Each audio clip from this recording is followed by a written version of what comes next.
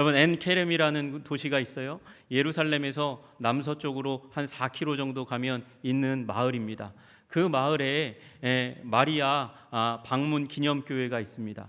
왜 거기에 마리아 방문 기념교회가 있냐면 거기에 사가랴가 엘리사벳이 살았기 때문에 그렇습니다. 그래서 한 140km 나사렛에서 거기까지 마리아가 내려옵니다. 왜 내려왔습니까? 이 가브리엘을 만났는데 천사 가브리엘이 하는 얘기가 너무도 당황스럽지만 네가 아들을 낳을 것이다. 처녀지만 네가 아들을 낳을 것이다. 그때 마리아의 나이가 몇 살쯤 됐을 거라고 생각하세요?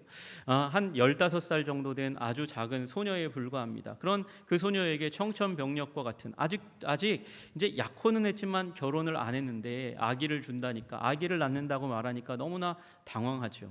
여러분, 천사가 갔습니다. 허락했지만 하나님께서 아기 주신다는 이제 그 선언에 대해서 받아들였지만, 순종했지만 주의 여종이 오니 말씀대로 내게 이루어지이다, 그렇게 이제 믿음으로 받아들였지만 이만저만 당황스러운 일이 아닙니다. 그런데 천사가 말했던 엘리사벳이 잉태하여, 그 할머니가 잉태하였다는 소식을 듣고 그래서 140km를 여행합니다. 달려갑니다. 그렇게 가는 그 가운데 하나님께서 이제 엘리사벳과 만나도록 하시는 순간이 오게 돼요. 그래서 그걸 기념해서 나중에 이제 예수님께서 이제 구주요 주님으로 온 세상 가운데 선포될 때 그 만남을 기념해서 거기에다가 교회를 세운 거예요. 마리아 방문 기념교회. 그리고 그 옆에 이제 세례 요한 탄생 기념교회도 같이 있습니다. 이렇게 같이 있어요. 근데 마리아 방문 기념교회에는 동상이 세워져 있습니다. 어떤 동상이냐? 임산부 둘이 이렇게 마주보고 있는 그런 동상이 세워져 있어요. 한 임산부는 배가 더 나왔고 다른 임산부는 배가 조금 나왔습니다. 더 나온 게 엘리사벳이고 덜 나온 게 이제 마리아인 거죠. 그리고 그 벽면에 쫙 해가지고 새겨져 있는, 여러 나라의 말로 새겨져 있는 글귀가 있습니다. 그게 바로 오늘 본문인 마리아 찬가입니다. 마리아 찬가의 내용은 생각보다 10대 중반의 여자아이가 그렇게 이제 쓴 그런 이제 찬양이지만 이 찬양이 인류 역사에 큰 지대한 영향력을 남겼습니다. 그리고 이게 음악사에도 굉장히 큰 영향력을 남겼습니다. 마그니피켓이라고 불리우는 이 노래가 바하에 의해서 만들어졌는데 그 내용이 오늘 본문 내용을 가지고 해가지고 작곡을 했습니다. 이 바하가 이제 음악의 아버지라고 불리잖아요. 이 바하가 했던 일이 찬송가 작곡하는 일이었습니다. 독일의 라이프치히 교회의 칸토르 음악 감독으로 있을 때에 그때 요 구절을 가지고 12개의 곡을 만들고 초연을 했는데 그게 지금까지 내려오고 있는 마그니피카시라는 그런 노래입니다. 이게 바울의 음악 가운데서도 굉장히 중요한 그리고 아름다운 곡으로 그렇게 꼽혀요. 한 30분 정도 되는 곡인데 여러분, 이 곡이 아름다운 이유는 저는 그렇게 생각합니다. 물론 바흐가 아름답게 곡을 선율했지만, 만들었지만, 작곡을 했지만, 그러나 그 곡이 담고 있는 가사, 지금 마리아의 찬가가 가지고 있는 그 가사의 중대함 때문이라고 믿습니다. 여러분, 이 가사가, 여기 나와 있는 찬가의 내용이 여러분의 영혼을 적시고 여러분의 삶이 되시기를 주님의 이름으로 축복합니다. 여러분, 이 찬가는 세 부분으로 보통 나누어져 있다, 그렇게 이야기합니다. 이 46절부터 50절까지는 마리아가 자기 자신에게 임한 하나님께서 행하신 은혜에 대해서 이야기하는 거예요. 하나님께서 하신 일에 대해서 얘기합니다. 그렇습니다. 신앙은요, 누구보다도 나 자신으로부터 시작해야 합니다. 여러분, 여러 사람이 잘 믿는 거, 그거보다 더 중요한 거 내가 믿는 것입니다. 우리 가족이 예수 믿습니다. 우리 가족 가운데서 성직자도 있습니다. 그러나 나는 불신자라면 그거 아무 소용이 없는 거예요. 여러분 모두가 이 마리아가 받았던 그 은혜의 버금가는 은혜를 받으시기를 주님의 이름으로 축복합니다. 충만하시기를 주님의 이름으로 축복합니다. 그리고요, 그 다음에 마리아는요, 자기에게 행하신 하나님이 이런 분이시니까, 그러니까 하나님은 이런 일을 행하실 겁니다, 그렇게 표현하고 있는 것이 51절부터 53절까지의 내용이에요. 그리고 그렇게 행하신 하나님은 신실하신 하나님이셔서 54절부터 55절은 구약의 아브라함에게 하신 약속을 성취하신 것입니다. 이 의미가 나를 찾아주시고 나에게 은혜 주신 것, 그리고 앞으로 행하실 그 일은 결국 아브라함에게 약속하신 그 약속을 하나님께서 인류를 돌보셔서 행하신 위대하고 아름다운 일의 완성이라고 고백하는 일이 요 찬가 가운데 있는 것이죠. 여러분, 먼저 마리아에게 임한 은혜를 한번 살펴보았으면 좋겠습니다. 여러분, 우리 46절, 47절 마리아가 이 찬양한 찬양의 내용을 한번 들어보세요. 내 영혼이 주를 찬양하며 내 마음이 하나님 내 구주를 기뻐하였음은. 여러분, 이거 당연한 거 아닙니까? 하나님께서 은혜 주시면 찬양하고 기뻐하는 거 너무 당연합니다. 그런데 여기 찬양이라는 단어, 기뻐한다는 이 단어는요, 그냥 평범한 단어가 아니라 일반적인 찬양보다 하나 더 위에 있는 차원의 단어입니다. 여러분, 제가 아까 이제 바흐의 그 음악이 마그니피캇이라고 불렀는데, 그 마그니피캇이라는 단어가 원래 헬라어 메갈리노라는 단어에서 왔어요. 메갈리노 그러면 잘 모르지만 여러분, 메가라는 말은 알잖아요. 메가 뒤에 뭐가 많이 와요? 메가 커피, 그렇죠? 메가 커피. 메가 커피는 컵이 다른 데보다 훨씬 더 커요. 그냥 보통 거 시켰는데 제일 싼 거 시켰는데 큰 걸로 나와요. 그게 무슨 의미냐? 크다는 의미입니다. 크다는 의미예요. 여러분, 메갈리노라는 말은 뭐냐면, 지금 내 영혼이 주를 찬양하며라는 말은 내 영혼이 주를 크게 만든다는 거예요. 크게 만든다는 거예요. 원래 내 마음 가운데 하나님은 작은 존재였어요. 그런데 크게 만듭니다. 왜? 하나님께서 내게 큰 일을 행하셨으니까 그렇게 이야기하고 있는 것입니다. 여러분, 이 단어가 또 쓰여진 성경 구절이 있어요. 물론 이 찬양하며라는 단어로 쓰이지 않았지만 마찬가지로 크게 만든다는 의미예요. 빌립보서 1장 20절에 나의 간절한 기대와 소망을 따라 아무 일에든지 부끄러워하지 아니하고 지금도 전과 같이 온전히 담대하여 살든지 죽든지 내 몸에서 그리스도가 존귀하게 되게 하려 하나니. 여기에서 어떤 단어가 메갈리노라는 단어일까요? 존귀하게요. 내 몸에서 그리스도가 존귀하게 된다는 말은 그리스도가 점점 크게 되어가는 것을 얘기하는 거예요. 내가 하나님께 은혜 받았으니까 내 몸에서, 내 삶에서, 나의 전 존재에서 예수 그리스도가 큰 존재가, 더욱더 큰 존재가, 점점 커지는 존재가 되게 하겠습니다. 여러분, 이것이 여러분의 고백 되시기를 주님의 이름으로 축복합니다. 무엇 때문에 그렇게 한다고요? 여러분, 49절에 능하신 이가 큰 일을 내게 행하셨으니, 큰 일을 행하셨다는 게 어마어마한 일을 행하셨다는 거예요. 얼마나 큰 일을 행하셨을까요? 여러분, 이 큰 일이 54절 55절에 나오는 단어예요. 내용이에요.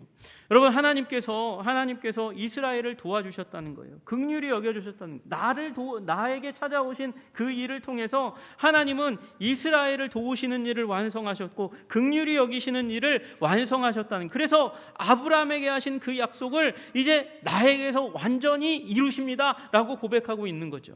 여러분, 이 큰일 가운데 마리아가 자기가 속해져 있다는 사실로 말미암아 그 큰일로 말미암아 감격하고 찬송하고 기뻐하고 즐거워했어요.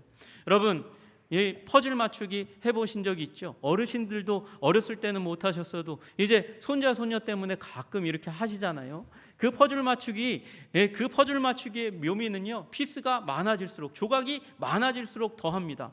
여러분, 10조각 맞추면 별로 기분이 이렇게 기뻐하는 마음이 없어요. 기뻐하는 마음이 없는데 3,000조각 5,000조각 피스짜리 그 맞추다 보면 여러분, 처음 맞출 때는 도대체 이게 맞춰질지 의심이 됩니다. 이게 과연 될까? 불안합니다. 그래서 우리는 처음에 무슨 일을 합니까? 이 사방 맨 귀퉁이에 있는 거 먼저 찾아가지고 그 다음부터 이렇게 맞춰나가기 시작하잖아요. 여러분, 그 첫 조각을 넣은 사람이 누구예요? 아브라함이라는 거예요. 아브라함이 그 첫 조각을 맞추었어요. 그리고 아브라함으로부터 시작해서 그 이삭과 야곱과 그 아들들의 역사 쭉 이어지는 그 가운데서 마리아는 얘기하고 있는 거예요. 그 마지막 조각이 내가 되도록 하나님께서 내 인생 가운데 큰 일을 일으키셨습니다. 그러므로 나는 하나님을 찬양합니다. 그러고 얘기하고 있는 것이죠. 여러분, 이 하나님의 놀라운 역사가 마리아에게 임했을 때 마리아는 감격합니다. 놀라워합니다.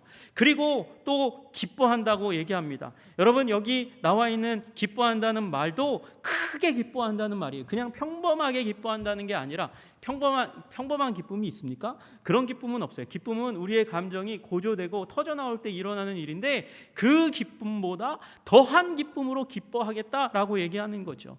왜 그렇습니까? 하나님께서 어마어마하게 큰 일을 일으키셨을 뿐만 아니라 그걸 누구에게? 나에게. 내가 어떤 존재냐? 비천한 계집종에게, 낮고 낮은 나를 향해서 하나님께서 행하셨다는 것입니다. 여러분 48절에 보니까 그의 여종의 비천함을 돌보셨음이라 이렇게 말씀하고 계세요. 여러분 그래서 마리아는요 자기 자신을 어떻게, 정체성을 어떻게 여깁니까? 비천한 계집종이라고 여기는 거예요. 비천한 계집종이라고. 여러분 마리아는요 비천하지 않다고 자기 자신을 주장할 수 있는 근거가 여기에 있어요. 여러분 왕손입니다. 다윗의 자손이에요. 왕손이. 제가 어느 교회에 이제 부임했을 때 김가 어디 김가냐고 물어봐요. 그래서 경주 김가라고 그랬더니 그렇게 반가워하고 박수치면서 악수하고 매 주마다 와가지고 제 어깨를 두드리면서 뭐라 그러셨냐면 왕손이라고 그렇게 얘기하시더라고요. 왕손이라고. 경주 김가 그 문 닫은 왕손, 문 닫은 지가 언젠데 계속해서 왕손이라고 얘기하실까요? 본인도 왕손이에요. 똑같이 경주 김가라고 막 어깨를 두드리면서 되게 기뻐하셨어요. 여러분 이 다윗의 왕가는 이제 메시아가 올 왕가예요. 그 가운데 자기가 속해 있어요. 자부심을 가질만 하죠.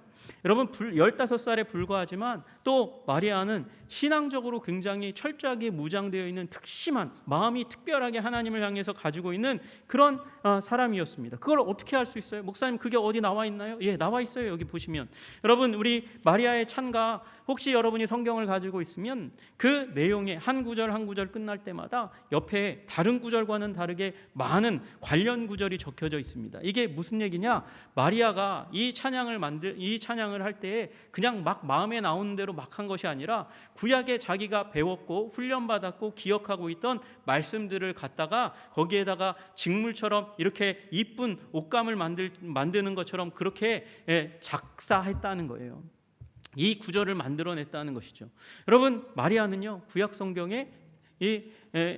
성경을 기억하고 알고 암송하던 소녀였어요. 신앙적으로 열심히 있어요. 그러니까 하나님이 거룩한 나를 찾아왔지라고 주장할 수 있는 것이죠. 여러분 게다가 마태복음에는 마치 요셉이 이 다윗의 자손이기 때문에 요셉을 선택한 걸로 그렇게 딱 나옵니다. 그러나 여러분 누가복음에 보시면 마리아도 다윗의 후손이에요. 왕가라는 걸 표현하고 있어요. 그러니까 요셉과 별도로 독립적으로 하나님께서 마리아를 선택하셨어요. 그러면 마리아도 자기를 비천하다 하지 않고 나는 존귀한 존재예요 그렇게 여기고 자랑할 수 있음에도 불구하고 마리아는 지금 나는 비천한 계집종이라고 얘기합니다. 비천하다는 말은 충분하지 않다는 거예요. 모자라다는 거예요. 자격이 없다는 것이에요. 이런 큰 은혜를 받을 만한 자격이 없는데 하나님께서 나를 선택하셨다. 그래서 크게 기뻐합니다라고 이야기하는 것이죠. 여러분, 우리도 마찬가지입니다. 우리가 이 땅 가운데 태어나서 여기에 있지만 여러분 그래서 우리도 살아가면서 잘났다 할 수 있는 여러 가지 조건이 있을지 모르지만 여러분 그것들을 내려놓고 하나님을 받아들이는데 겸손하게 되는데 우리의 자세를 낮추시는 여러분과 제가 되기를 주님의 이름으로 축복합니다. 여러분 그때에 비로소 우리는 비천함을 돌봄받게 되는 일이 일어나는 거예요.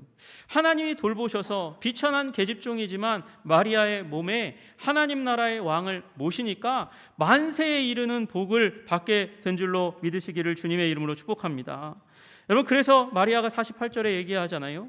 이제 후로는 만세에 나를 복이 있다 일컬으리로다.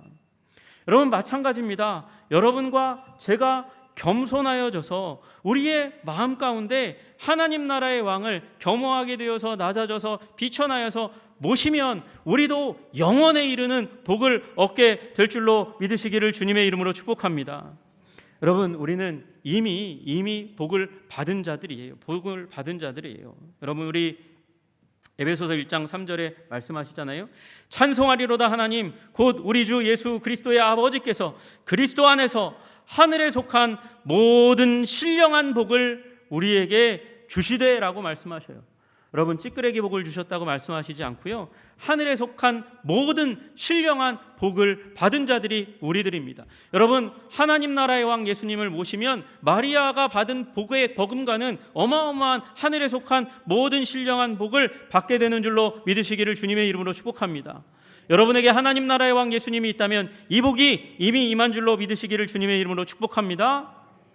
여러분 그렇게 하나님을 경외하고 나를 낮추고 겸손하게 할 때 이 복이 임하고 그 자신에게 임한 이 놀라운 은혜를 기초로 해서 마리아는요 장차 하나님께서 이 아들 예수 그리스도를 통해서 이루실 미래적인 일을 예언합니다. 그것이 51절부터 53절까지의 말씀이에요. 51절부터 53절까지의 말씀. 여러분이 51절부터 53절까지의 말씀을 단 한마디로 하면 하나님께서 새 세상을 여신다는 것입니다. 새 세상을 여신다는 것이에요. 여러분 이 새 세상을 여신다는 것의 일부가 우리가 읽었던 성시교독 4번째 118번에 나와 있는 내용이에요. 예수님 아기로 오신다라는 얘기로 끝나지 않고 하나님께서 세상을 완전히 뒤집을 것이다 말씀하시는 것이죠. 여러분 그런데 문제는요 시제가 문제예요. 51절부터 53절 읽어보시면 시제가 이상합니다. 한번 보세요. 그의 팔로 힘을 보이사 마음의 생각이 교만한 자를 흩으셨고 권세 있는 자를 그 위에서 내리치셨으며 비천한 자를 높이셨고 줄이는 자를 좋은 것으로 배불리셨으며 부자는 빈손으로 보내셨도다. 과거형이잖아요. 아니 목사님 미래적인 일이라면서요, 앞으로 장차 일어날 일이라면서요, 그런데 왜 미래가 아니라 과거로 쓰여져 있는 거예요 목사님? 그렇게 얘기하실 수 있어요. 여러분 이게 이 성경에서 쓰이는 굉장히 문학적인 표현입니다. 예언적 완료 시제라고 부르는 거예요. 과거는 과거인데 미래는 미래인데 완료 시제를 씀으로 말미암아 이게 일어날 것이 너무도 분명할 때 선지자적 완료 시제를 쓴다는 거예요. 그 일은 반드시 일어날 거라는 거죠. 미래 일이지만 반드시 일어날 거기 때문에 과거 시제로 쓰는 거예요. 여러분 이 일이 예수 그리스도 이후에 계속해서 성취되어 왔고 완전히 일어날 줄로 믿으시기를 주님의 이름으로 축복합니다. 여러분 이 부분을 윌리엄 바클레이라는 스코틀랜드의 이제 목사님은 3가지 혁명으로 표현합니다. 첫 번째 혁명은 도덕적 혁명이 일어난다는 거예요. 예수님이 우리 마음 가운데 임하심으로 말미암아 영적인 변화가 일어나고 영적인 변화로 말미암아서 우리에게 일어날 일은 도덕적인 윤리적인 행동의 변화가 일어난다고 이야기하는 것이죠. 여러분 그것이 51절의 말씀입니다. 그의 팔로 힘을 보이사 마음의 생각이 교만한 자를 흩으신다 그렇게 말씀하셔요. 팔은 이 힘을 사용하는 기관입니다. 그 팔로 힘을 보여서 행동하셔서 하나님께서 마음의 생각이 교만한 자를 흩으신다고 말씀하세요. 여러분 마음의 생각이 도대체 뭔가요? 마음이 있고 생각이 있잖아요. 마음은 주로 심정을 얘기하는 거고 이 생각은 지성을 얘기하는 건데 마음의 생각이 도대체 뭘까요? 여러분 이걸 좀 더 쉽게 표현한다면 마음을 관통하는 생각, 마음을 지배하는 생각, 마음을 꽉 자리 잡고 있는 생각이라고 얘기할 수 있을 거예요. 여러분 마음에 꽉 자리 잡고 있는 마음을 관통하는 생각이 교만한 사람들은 하나님께서 흩어버리신다고 말씀하세요. 여러분 흩어버린다는 말은 무엇입니까? 무력하게 만든다는 것입니다. 힘없게 만든다는 것입니다. 여러분 우리 바벨탑 이후에 바벨탑을 짓고 있을 때 하나님께서 그 바벨탑 짓는 자들에게 행하신 일이 바로 흩으시는 일이었습니다. 여호와께서 거기서 그들을 온 지면에 흩으셨으므로 그들이 그 도시를 건설하기를 그쳤더라. 왜 그칩니까? 힘이 없으니까, 능력이 없으니까 그치는 거예요. 여러분 교만한 자, 마음의 생각이 교만한 자를 하나님께서 흩으시는 줄로 믿습니다. 여러분 그런 사람이 또 있어요. 느부갓네살이 바로 그랬어요. 여러분 다니엘서 5장 20절에 보니까 느부갓네살이 왕위에서 폐위되는 장면이 나옵니다. 근데 왜 폐위됐느냐 보니까 그가 마음이 높아지며 뜻이 완악하여 교만을 행함으로 그의 왕위가 패한 바 되며 그의 영광을 빼앗겼다 그렇게 말씀하세요. 그리고 들짐승같이 그렇게 살아가다가 그가 회복되는 때가 와요. 언제 회복되냐? 지극히 높으신 하나님이 사람 나라를 다스리시며 자기의 뜻대로 누구든지 그 자리에 세우시는 줄을 알기에 이르렀더니 그가 회복되는 일이 일어납니다. 여러분 하나님은요 교만한 자를 치시고 흩으시고 겸손한 자를 들어 사용하시는 줄로 믿으시기를 주님의 이름으로 축복합니다. 여러분, 우리에게 우리 하나님의 복을 받는 가장 중요한 비결은 겸손한 자가 되는 거예요. 그리고 겸손함이 우리의 삶을 통해서 표현되어야 하는 것이죠. 여러분, 겸손의 사람 다 되시기를 주님의 이름으로 축복합니다. 여러분, 이사야서 66장에 이 겸손한 자와 그리고 교만한 자에 대해서 말씀하세요. 66장 2절에 보니까 하나님께서 너희들을 창조했다 그렇게 말씀하시는 장면이 나오고, 그 다음에 무릇 마음이 가난하고 심령에 통회하며 내 말을 듣고 떠는 자, 두려워하는 자, 그 사람은 내가 돌보겠다 말씀하세요. 여러분, 돌보는 자, 이 겸손하여서 예수님의 탄생을 기쁨으로 여기고 자기 것으로 여기고 예수님을 나의 인생에 나의 마음의 왕으로 모실 때에 주님의 돌보심이 임하시는 줄로 믿으시기를 주님의 이름으로 축복합니다. 여러분, 그런데 이것과 반대되게 행하는 사람은 어떤 사람이냐? 종교적인 열심을 가져도 하나님께서 받지 않는다고 말씀하세요. 왜 그렇습니까? 3절에 보니까 소를 잡아 드리는 것은 겸손하지 않으니까, 교만하니까 살인함과 다름이 없고, 어린 양으로 제사 드리는 것 예배의 자리 가운데 성전에 와서 그래서 제사 드리는데 개의 목을 꺾음과 다름이 하나도 없고, 분양 드리는 예물은 돼지의 피와 다름이 없다고 말씀하시는 거예요. 분양하는 것은 우상을 찬송함과 다름이 없이 행하니까. 교만하면 그 교만은 나를 섬기는 거지 하나님을 섬기지 않는 거예요. 예배의 형태를 띠고 있어도 하나님을 예배하고 경배하고 자기를 낮추는 게 아니라 자기의 뜻을 강화시키고 자기의 생각을 예배하고 강화시키는 일이 일어나는 거죠. 그래서 그들은 자기의 길을 택합니다. 그들의 마음은 가증한 것을 기뻐합니다. 하나님이 싫어한 것, 우상을 기뻐합니다. 그래서 결론은 어떻게 되냐? 하나님께서 그들을 흩으세요. 어떻게 흩으시냐? 4절에 보니까 나 또한 유혹을 그들에게 택하여 주며, 그들이 빠질 만한 유혹을 택해가지고 그들에게 던져주고 그들이 무서워하는 것을 그들에게 임하게 하겠다 그렇게 말씀하셔요.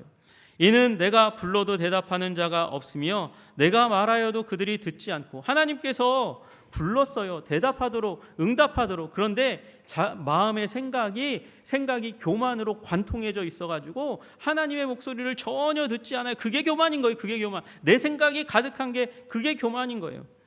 그래서 하나님께서 그들을 흩으시는 거죠. 오직 나의 목전에서 악을 행하며 내가 기뻐하지 아니하는 것을 택하였으니까 그래서 내가 그들을 흩은다 말씀하세요. 여러분, 그러나 겸손하여 그리스도를 자기의 인생 가운데 모시고 나의 생각에 그리스도의 생각을 대입하는 자는 교만의 가면이 벗겨지게 되는 줄로 믿으시기를 주님의 이름으로 축복합니다. 그리스도를 따르고 그리스도로 옷 입게 되니까 그래서 삶이 변화되는 도덕적인 윤리적인 행동의 변화가 일어나게 되는 것이죠. 여러분, 또 하나의 변화가 일어나게 됩니다. 또 하나의 변화는 사회적인 변화입니다. 사회적인 변화. 권세 있는 자를 그 위에서 내리치셨으며 비천한 자를 높이신다고 그렇게 말씀하세요. 여러분, 권세 있는 자, 그러니까 세상의 간판과 지위를 이용해서 나 힘 있다 그렇게 뻐기고 어깨에 힘주는 자 하나님께서 내리치신다고 얘기하시는 거예요. 낮추신다고, 비천하게 만드신다고 말씀하시는 것이죠. 그리고 또 하나, 하나님께서 비천한 자가 하찮은 자, 결함이 있는 자, 문제가 있는 자예요. 그런 자들을 하나님께서 귀하게 여기셔서 높이신다고 말씀하세요.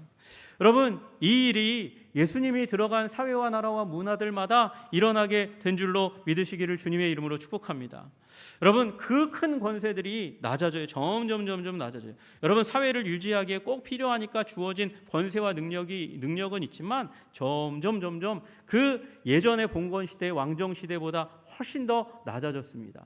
여러분, 반면에 서민들 연약한 자들의 삶을 보호하려고 여러 가지 사회보장 제도를 만들어냅니다. 힘없는 자들을 높여주려고, 지키려고 애쓰고 힘쓰는 일이 일어납니다. 여러분, 시각도 변화돼요. 여러분, 시각도 변화되어서 힘없는 자들, 여러분, 가장 대표적인 게 장애인이에요. 장애인, 옛날에는 다 짓밟았습니다. 이 사회에서 필요 없는 자들로 취급했습니다. 가축보다도 동물보다도 못한 존재로 여기는 사회였습니다. 그러나 여러분, 이제 장애인도 보호받아야 되는 존재들로 여기잖아요. 왜 그렇습니까? 그들도 하나님의 형상이고 그들도 하나님께서 십자가에 달려서 피값 주고 구원하신 존재이기 때문에 그런 것이죠. 여러분, 그런 가치와 생각이 예수 그리스도로 말미암아 하나님의 나라로 이 땅 가운데 제시되었습니다. 그것이 바로 사회적인 혁명입니다. 여러분, 그래서 교회를 위험하게 생각하는 사회들이 굉장히 많이 있었어요. 지금 요새도 마찬가지예요. 아시아권의 많은 나라들이 선교사들 들어오면 경계합니다. 이 첩자들을 보냅니다. 감시합니다. 여러분, 남미에서도 마찬가지입니다. 러시아에서도 마찬가지입니다. 여러분, 왜 그렇습니까? 기독교 공동체 교회는 혁명의 세력이라고 생각하고, 그리고 성경은 혁명의 씨앗 교과서라고 생각하는 일들이 일어났기 때문에 그래요. 여러분, 영국이 기독교 왕국이었잖아요. 기독교 왕국이었는데 그 기독교 왕국이 인도의 제국주의 왕국을 제국주의로 그 땅을 이렇게 딱 식민지로 삼았습니다. 그때의 가치관 선교사가 잭 윈슬로우라는 선교사였어요. 이 사가 가서 선교 사역을 하는데 이 기독교 공동체에 자꾸 이 영국의 범죄 수사대가 오는 거예요. 인도인들을 위해서 사역하는데 범죄 수사대를 보내가지고 자꾸 여러 번 압수수색을 하는 거예요. 아니, 나는 예수님만 전했을 뿐인데 왜 여기를 압수수색해? 그들이요, 윈슬로우를 자꾸 인도 민족주의를 자극하는, 그런 독립운동을 자극하는 불온 세력이라고 여겼어요. 영국 선교사인데도 그랬거든요. 그랬더니 성공회의 주요 성직자였던 윌리엄 템플 주교가 뭐라고 얘기했냐면, 당신의 예배 가운데서 마리아 찬가를 더 이상 부르지 않으면 그 문제가 많이 해결될 것 같아요. 마리아 찬가가 뭐예요? 오늘 본문이요. 오늘 본문의 내용을 노래로 불러가지고 찬양하니까 이걸 인도 사람들이 듣고, 하나님은 이런 세상을 일으키시는 하나님이시라고? 하나님 우리 편이시네 그러고 여기고, 인도 사람들이 독립운동하고 애국운동을 하는 일들이 일어나서, 그래서 막 자꾸 사람들을 보내었다는 것이죠. 여러분, 이런 일들이 곳곳마다 일어났습니다. 그리고 마지막 날에 주님께서 이 땅의 모든 권세를 하나님의 권세에 복속시키시고, 그리고 불의한 권력을 휘두른 자를 하나님께서 심판하실 것입니다. 그리고 그 가운데 억눌렸던 자들, 그러나 하나님의 백성들은 복권해 주시고 아름답게 하시는 일이 일어나게 될 줄로 믿으시기를 주님의 이름으로 축복합니다. 여러분, 이것이 성탄의 의미예요. 예수님께서 오신 일의 의미예요. 예수님께서 그래서 이 땅을 억눌린 자를 해방하시는 일로 가득 채우실 것입니다. 또한 여러분, 53절에 줄이는 자를 좋은 것으로 배불리셨으며 부자는 빈손으로 보내셨도다, 그렇게 말씀하시면서 경제적인 혁명을 일으키실 것이라고 말씀하시는 것이죠. 여러분, 세상 나라는 수단과 방법을 가리지 않고 다해서 이익을 취하는, 부를 축적하는 탐욕의 나라입니다. 그러나 하나님의 나라는 하나님이 주신 것을 감사히 여기고, 그리고 남는 것을 나누어 주는 것을 기뻐하는 섬김의 나라인 줄로 믿으시기를 주님의 이름으로 축복합니다. 그리고 이 일이 문자적으로 일어날 것임을 주님께서 말씀하시기 위해 부자와 나사로의 비유를 말씀하셨어요. 나중에 나사로는 아무것도 가진 것 없는 거지이지만 이 영원한 하나님 나라 가운데서 아브라함의 품에서 먹고 마시고 복락을 누리게 될 것이지만, 이 땅 가운데서 창고가 터져나오기까지 부를 축적하였지만, 그러나 자기 자신을 믿고 자기 자신의 부를 믿고 하나님을 받아들이지 않았던 자들, 그래서 나누어 주지 못했던 그런 존재는 결국 빈손으로 가서 천국에서 영원토록, 지옥에서 영원토록 고통받게 될 것이라고 말씀하시는 것이죠. 여러분, 그러므로 이 땅 가운데서 하나님의 관점으로 물질을 관리할 줄 아는 여러분 되시기를 주님의 이름으로 축복합니다. 그리고 나를 또한 연약하게 여기는 자들에게 하나님께서는 하늘의 만족, 하늘의 떡으로 우리를 만족시켜 주실 줄로 믿습니다. 예수께서 말씀하셨어요. 나는 생명의 떡이니 내게 오는 자는 결코 줄이지 아니할 터이요 나를 믿는 자는 영원히 목마르지 아니하리라. 여러분, 하나님의 나라는 이런 나라인 줄로 믿으시기를 주님의 이름으로 축복합니다. 주님께서 영혼을 변화시키심으로 말미암아 우리의 행동과 삶이 변화되고, 그리고 사회적인 제도가, 경제적인 시스템이 변화되도록 하나님께서 지금까지 역사 가운데 일하여 오셨고, 주님 다시 오시면 완전한 대변역으로 하나님의 나라로 온 이 주님을 믿는 하나님의 백성들을 복락의 땅 천국으로 인도하실 줄로 믿으시기를 주님의 이름으로 축복합니다. 여러분 그 나라로 들어가는 입문을 다시 한번 생각해 보시기를 바랍니다. 하나님을 두려워하고 그리고 겸손하게 우리 자신을 비천한 종으로 여기는 것, 그것이 하나님 나라에 들어가는 길인 줄로 믿으시기를 주님의 이름으로 축복합니다. 그러면 받을 자격 없는 자에게 주시는 하나님의 사랑, 그 은혜를 우리에게 베풀어 주실 줄로 믿습니다. 아니, 이미 베풀어 주셨습니다. 여러분, 팔복이라는 비디오를 보았을 때 처음에는 의아해서 봤고 반복해서 보다가 눈물을 흘리며 보았습니다.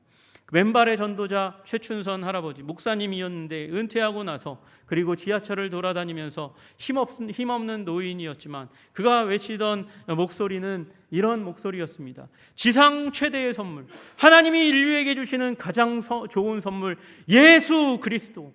여러분, 이 예수 그리스도를 이 땅 가운데 우리에게 허락하신 날, 이 성탄의 계절 가운데 우리 주님을 찬양하고 기뻐하고 즐거워하고 우리의 심령 가운데, 우리의 삶 가운데 더욱더 크게 만들어 나아가시는 겸손의 백성 되시기를 주님의 이름으로 축복합니다. 그러면 주님께서 우리에게 하늘에 속한 모든 신령한 복으로 우리에게 복 주실 줄로 믿습니다.